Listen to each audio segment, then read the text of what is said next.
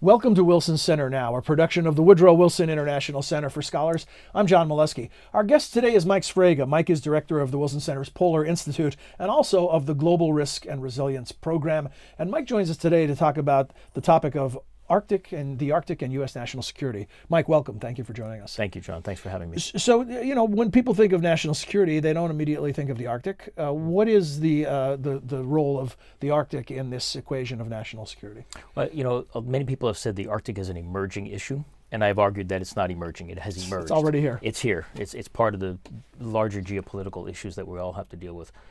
But what we're seeing is a new ocean opening for the first time in our generations.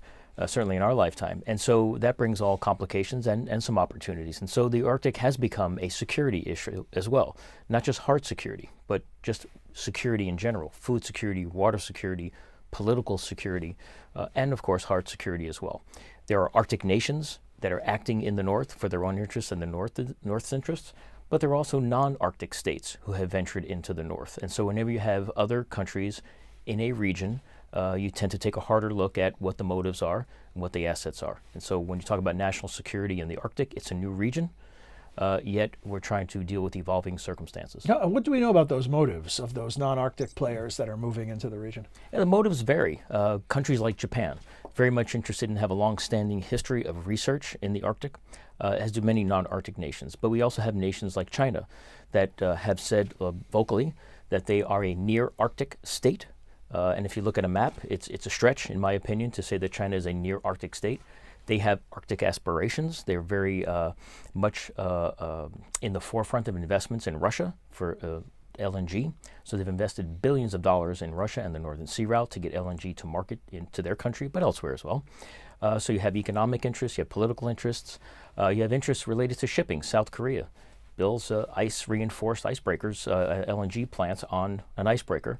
And they're looking to market those to this growing and emerging natural resource bonanza that could be the Arctic, all based on commodity prices. So everybody has different reasons for having an interest in the Arctic. Some of it's geopolitical, some of it's economic, some of it's just making sure that they're there to see what happens in the Arctic region. If we were going to attempt to represent security concerns in a pie chart, when people think of security, they tend to think of what you described as hard security, military issues. But you bring in the more nuanced parts of the equation like food security. Mm-hmm. What percentage of the pie is this so-called hard security, where there are actually military threats potentially that could take place within the Arctic? Well, there's three areas probably one would think of. One is the massive amount of land that Russia holds within its Arctic region. Almost half of the Arctic is Russia. They have reinforced, upgraded their military assets along the Northern Sea Route, made significant advancements there. So you look at that, and then you look at the United States via Alaska and our allies in Canada, and you look across the Bering Strait, and you watch the buildup of the Russian military there. Now, President Putin has said that military buildup is because of the natural resource bonanza that could take place in the Arctic, his Arctic. Mm-hmm. And of course, indeed, they have vast amounts of natural gas and oil and minerals. So they would say that their military buildup is to protect their interests. The United States and allies would see that in a very different light. We're not going to war tomorrow in the Arctic, but it is now beginning to be a little bit more of a game in the Arctic, where you are taking into account other nations' moves. So hard security is a big part of what nations look at in the North. But also there's community security. Water availability. Water regimes have changed all over the North. The availability of subsistence hunting and fishing for indigenous peoples, well, patterns have changed dramatically. Communities are under threat. Permafrost is melting. Sea rise has happened dramatically, not just in Miami, but also in places in Canada and Alaska and elsewhere. So when you have your environment melting underneath your feet, and you have been there for hundreds, thousands of years, that is community security. No luxury of treating climate change like a political football in this region. This is a harsh reality you've got to deal with. This is a harsh reality. I mean, it's real, it's rapid, and it's palpable. Climate change is here. So how these communities adapt to it and mitigate really is the question. So hard security, of course, but we're also talking about security of communities and states and nations to serve their people, but also what do you do for economic and workforce development? How do you take advantage perhaps of a changing environment to your advantage? Right, not all negative. There could be some Not all real negative. opportunities here. Correct. So tell us about, you're planning this major event for December 4th on this topic, a day-long event, and you have some real stellar panelists and guests joining us. Tell us a bit about that. Yeah, it's a full day on December 4th. It will start with a keynote from Senator Lisa Murkowski, and it really does focus on the Arctic and U.S. national security. So it very much is a hard security bend to this program, but taking into account that there are many facets: water security, food security, other parts of security, community security. But Senator Murkowski will be a keynote. We'll have 3 generals who will speak about the DoD's look forward on the Arctic.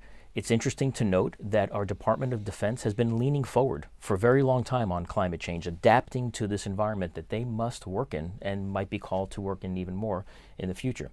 But we have the Commandant of the Coast Guard who will speak about the Coast Guard's very special relationship to the North. They are the head of the spear when it comes to the Arctic, search and rescue, certainly watching Homeland Security issues.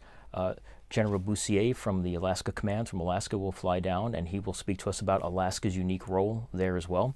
Obviously, being so close to Russia, and North Korea, there's sensitivities there as well.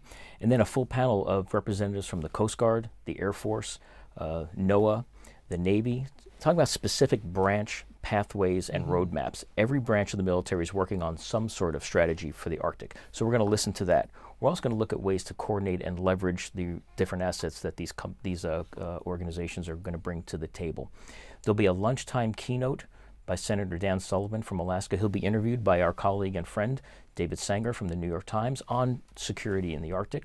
And then there are panels in the afternoon that will focus, A, on Alaska and what the unique perspectives from Alaska are, and then B, looking at ways in which you can leverage or coordinate or maybe better facilitate dialogue between the branches. Now, that's not for us to dictate to the Department of Defense.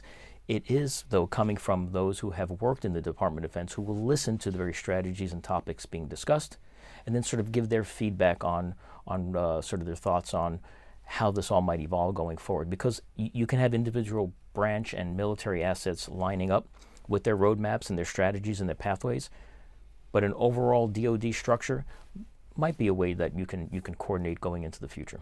That's an amazing lineup, Mike. Congratulations, and we should tell our viewers and listeners too that RSVPs are closed. You've already packed the house. And you know what? When I hear what you're talking about and the type of people that you have interested in attending, it certainly speaks to this notion that you brought up in your initial answer that this isn't emerging. This is already emerged. Yeah. And a lot of people are onto that. Yeah, it's very much now a part of the future. You just cannot speak about a particular issue anywhere in the world without considering the Arctic. No. It's too much, too invasive into all of our discussions now. I also should tell those of you watching and listening that if you're listening to this program before December 4th, that on that day at wilsoncenter.org, a lot of these sessions that Mike just described will be live streamed via webcasts. You could join us live. And it will also all be archived and packaged later on. So if you happen to be watching this after December 4th, if you go to the Polar Institute page on the Wilson Center's website, you'll be able to find all of these resources that Mike is describing. Congratulations. Sounds like a fantastic program.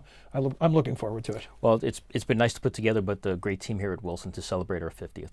Okay, Mike. We'll see you afterwards, and we'll have many things to talk about in this emerged part of the world. It's emerged. Thank you, John. Thank you, Mike.